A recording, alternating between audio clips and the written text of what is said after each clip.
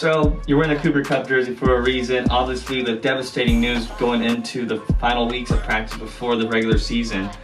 He hurts his hamstring, and he was struggling with that during the off-season, during training camps. Re-aggravated, had minor setbacks. He talks about him going to IR. We have no idea when and if he will come back. Is there anything you want to talk about that? Because I know it's been bugging our friend Shane Fedak for a long time, and knowing him. Well, first of all, I mean, prayers up to Cooper Kupp. Hopefully he heals up quick and he can get back out there and do what he loves, because he's great at playing football. I mean, we saw it when he's healthy. He's like Triple Crown receiver. He's the best receiver when he's healthy, you know? So it sucks that he got hurt. I'm a big fan of his, you know, that's why I'm repping his jersey. So, sorry to Shane, you know, it's unfortunate that he's on your team, but no, don't give up. It's still early. You still gotta have hope. You gotta be optimistic, and you know, I'm optimistic. He's a great player. He works hard, so I'm sure he'll do everything he can to get back on the field. Exactly, and Cooper Kupp is one of the toughest guys out there. You know, he's just kind of been having injuries in his past, but like you said, when he's on there, he was an MVP candidate, won the Super Bowl MVP award too. So give him hope. It's lucky it's a hamstring. I know hamstrings, you know, are linger around, especially, you know, at age 30, whatever they say. Look at Keenan Allen last year, but could be a lot worse. Could be the ankle aggravating again. Could be the ACL, MCL that he's already hurt before too. Yeah. So let's be hopeful about that. Yeah, and you know, I don't think there should be a rush, you know, to get him back on the field. I think that, you know, he should take his time, whether that means missing 4 games and going to IR, possibly missing more, 6, 8, who knows. But when you want Cooper Kupp on the field, you know, you want him healthy, you want him 100%, because that's when he's going to give you the best chance to win, you know. And you don't want a player, you know, sometimes it's bigger than football, you know. Cooper Kupp's done a lot for the Rams, and I think it'd be unfair for his fans. You know, he's a Super Bowl MVP, he's a Triple Crown receiver. It would be unfair. I'm not saying they are, but it'd be unfair of fans to, you know, oh, come on, please come back. Yeah. Give him his time. And, you know, he'll come back and he'll do his thing. I think also, too, in my opinion, that if there was a timetable for him to come back, from what we're reading and hearing out there from McVay, you know, doing the Mia thing, I'd say probably latest is week 7. He could come back. They have no, you know, the thing he's seen as specialist, he's not even practicing, so something's got to be bigger than that, or they're just playing their cards. And you know, I don't know what they're going to be playing for, you know, in 2 weeks from now. They could be 3-0 and they're like, okay, let's get him back, or they could be 0-3, like, all right, let's not rush him back, because after this year, McVay could be gone, Donald, Stafford, they could all be gone. So, you know, he's the guy that's going to be on the team for the future, hopefully. So that's just a wait and see kind of approach, but you know, like you said, speedy recovery, because, you know, football's a lot better when you got Cooper Kupp out on the field. For sure. Okay, so we talked about 2 main topics. Is there any games, players, off-season kind of moves that have been made that you want to talk about? Or UFC? I mean, I know we're talking about football. Then you stick to football for now. Keep it simple. Yeah. Well, I mean, football-wise, there's been a lot of things that happen. You know, no more Tom Brady. Oh, Tom Brady's gone. Shit, how can I forget that? You know, and it just kind of made me think back, you know, of just the days with Peyton Manning, Tom Brady, Eli Manning, you know, Drew Brees. Drew Brees. That whole era is gone. It's a new breed. You know, Rodgers is the last man standing. Rodgers is the last guy standing, but I mean, as in terms of off-season. Off-season moves? I don't know. I mean, I'm just really excited that football's back, and yeah, I'm stoked. I'm stoked for fantasy. I'm stoked for everything. Yeah, it's gonna be a great week 1 come Sunday and Monday. But let's talk about a couple games, because I want to highlight a couple games, mainly the Bolts versus the Dolphins, because it's always about Herbert and Tua, and like, oh, who's better? You know, there's always these comparisons when they're 2 completely different players on the field. You know, there's been speculation that, okay, Tua's a little behind, but Tua's got the better players. Herbert, you know, played with less last year and did a lot better. So, from your opinion, I guess, if you have an outlook for this game and something you're keen in on, what would it be? Is it the quarterbacks, the defenses? Because the Chargers are the healthiest they've been, knock on wood, they've been in years. They only have 2 guys on the injury report. Yeah. 2. Well, I mean, it really, at the end of the day, like, coaching, that matters a lot, you know. True. Certain situations, but at the end of the day, you know, it's a player's game. And I think if you look at it from that perspective, I think, you know, they're really close. They're really even teams, you know. They got great receivers. Quarterback, I'd say the Chargers have the advantage slightly. Herbert, you know, he's great. He's being paid that much for a reason. Tua, I'm not saying he's not great, but he's had some injuries. And yeah, I mean, I guess you'd say he's a little less proven, but Yeah. that's not really saying much. He's in the NFL, you know, he's putting up big numbers. He's a great player. And both teams have a lot of potential, a lot of young talent, a lot of older guys too. You know, and you can't forget Jalen Ramsey. He's on that team, but he's hurt right now. Yeah, he's still on that team. So it'll be interesting to see what the Dolphins can do in a really competitive division. Same with the Chargers being in the division with the Chiefs, and you never know with the Broncos and the Raiders. You know, the Raiders are the Raiders, so forget about them.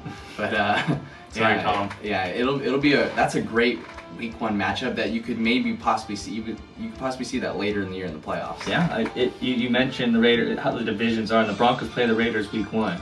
So the Chiefs lost a game. This is the Chargers' chance to get up 1-0 in the division, because this division is really tough to get wins on, especially with the Chiefs. You know, the Chiefs started a little slow last year, and look at them. They won it all. So, I mean, I guess technically the winner of the Broncos-Raiders game would be ahead of the division, because it's division head-to-head. So, like I said, I mean, I don't know. I guess Broncos would want to win that one. I don't know if it's in Vegas or not. But anyways, so yeah, for me, I'm just highlighting the wide receivers for both parties, because obviously you got Hill and Waddle, you got Mike Williams and Keenan on the other side. Last year, you know, everyone was at full strength. I know Hill was a little limited because I think he hurt his hammy on one of the scoop and score plays. Waddle shut down only 2 catches. I'm just curious to see how the defense are going to approach these guys, because, you know, a big highlight for the Chargers this offseason was getting a new OC, and he's going to spread the field. He wants to throw it, fast-paced offense, not limit Herbert. You know, Kellen Moore is going to be a hot shot, hopefully, because we know Staley has and Staley is on the hot seat this year. So I'm just curious to see the wide receivers, who's going to outperform, because we know Tyreek Hill is going to, you know, he can catch a ball and dip out for 70 yards any play. So I'm just curious to see, can we limit him? J.C. Jackson's back. Can he stop him a couple times? Are we going to let him, you know, scoop and score a fumble for 67 yards again? What's going to happen? Is Mike Williams going to catch a 80-yard pass with Herbert's new cannon? Let's find out. Yeah, it'll be a great Week 1, those 2 teams. Is there any other games you want to talk about? The Pats play the Eagles. Pats play the Eagles. It's a tough Week 1. You know, we're coming against the NFC champions. Yep. So, and Jalen Hurts, I mean, you can't say enough about that guy. He's a great player. The Eagles have a great team.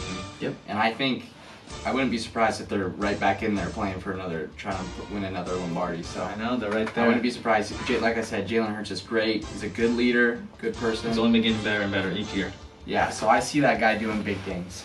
I see that guy doing big things. I want to write off the Patriots this week. Yeah, you can't write off the Patriots. Patriots are my team, and you can't ever count on Bill Belichick. And the defense always usually gets the job done. The offense is questionable. It's been kind of questionable ever since Tom Brady has left. You know, we went to the playoffs the first year with Mac Jones, got smacked by the Bills in the wild card. Yeah.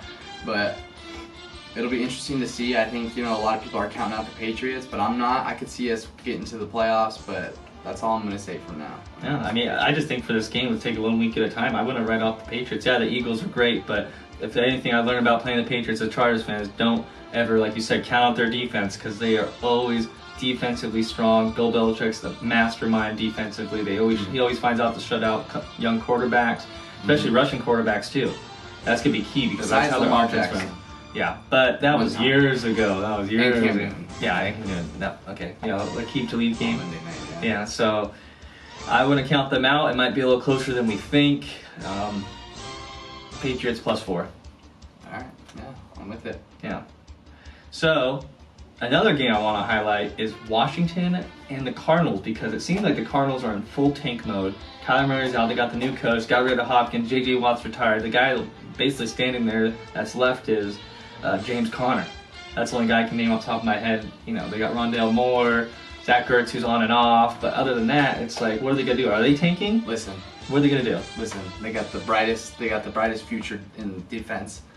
Cameron Thomas, you know, shout out Cameron Thomas from Carlsbad. You know, that kid. I say kid. He's way bigger than me. But, yeah. And he's probably older than me. But yeah, I'm excited to see what he does with his career. You know, I remember him in high school and us having conversations. You know, he's a good, down-to-earth dude, and I hope he does great things. You know, he's a great player, and I'm excited to see what they can do. You know, they don't have the best roster right now, but you never know. It's the NFL, and I don't think any team really tanks. I don't think any team does that on purpose. Yeah, you can't. You got to play to win. So I think they're going to do everything they can to win. We'll see how it works out. They're projected to be one of the worst teams in the NFL, but Like I said, it's the NFL. You never know. I'm just gonna let you know too, the new ownership in Washington. This is the first sold out season opener. It comes September 10th. So let's see how Ron Rivera and Sam Howell respond. Looking forward to it. Jahan Dotson, shout out. Another one too. Since there's been a lot of moves, a lot of young rookie quarterbacks have been drafted this year. One I'm going to highlight because I'm very biased whenever we talk about this stuff is Anthony Richardson, literally one of the most talented prospects we've seen in years, a physical freak. Really raw though. He's 21 years old as a couple months ago. So young. So he's got a lot of polishing to do. We've seen highlights in preseason. We've seen a lot of lowlights because his accuracy is going to be a huge thing. But if you get him on the run and he can, get a couple of those dots, it sucks having Jonathan Taylor not there because, that helps a lot. You're handing off to Deion Jackson, Zach Moss, and Evan Hull.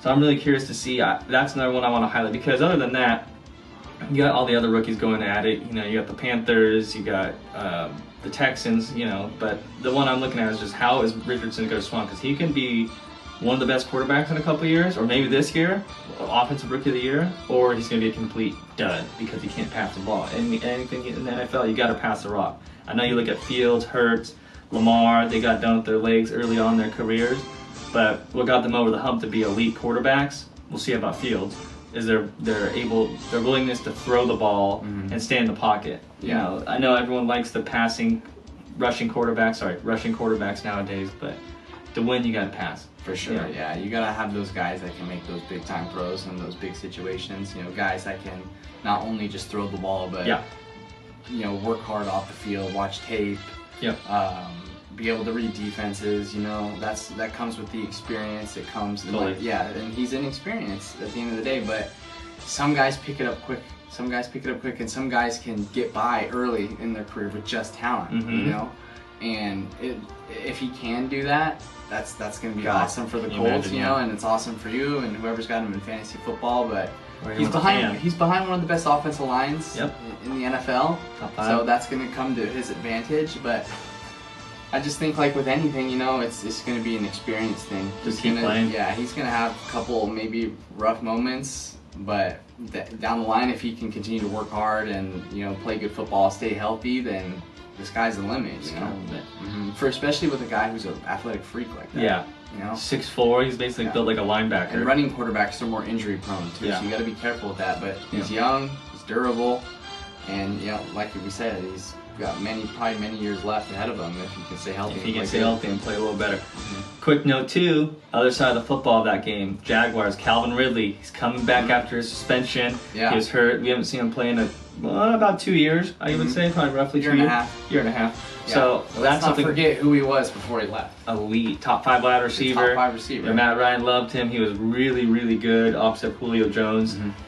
Then when Julio Jones got hurt, he was the alpha in that offense. Yeah. So that's also another thing to kind of note because Trevor Lawrence and the Jags, they lost the Chiefs in divisional round, but they came back on the Chargers. They beat us when they were down 27-0. It just depends how this team's probably not going to get better. There's no way they just flop and go back to being the Jags. Their potential's all there. Offensive weapons, their defense is great. Great coach, it's all there. Their offense is going to be electric. Yeah. Offense is going to be electric. Calvin Ridley. And they got great receivers if they didn't even have Calvin Ridley, Yeah. Zay Jones, they got Christian Kirk. But Calvin Ridley, that guy, I was watching an interview of him a couple weeks ago in training camp, and he seems like he's all there, but he's not like, he's confident, and he's putting the team first. He's like, yeah, I'm here to win games for the Jaguars, but I'm ready. He seems like he's locked in mentally, and I think it's going to be a big, big season for Calvin Ridley because him and Trevor Lawrence, when you get a guy that's a good quarterback like Lawrence and a guy that can catch balls consistently and, is explosive as Calvin Ridley. Yeah. I know. Go ahead. Yeah, my bad. And it's going to be an explosive duo. It's going to be Trevor Lawrence also one of the best quarterback prospects in years too, if not one of the best, or the best. Sorry.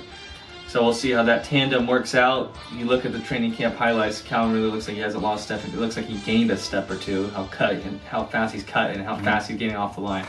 So that's something we're looking forward to.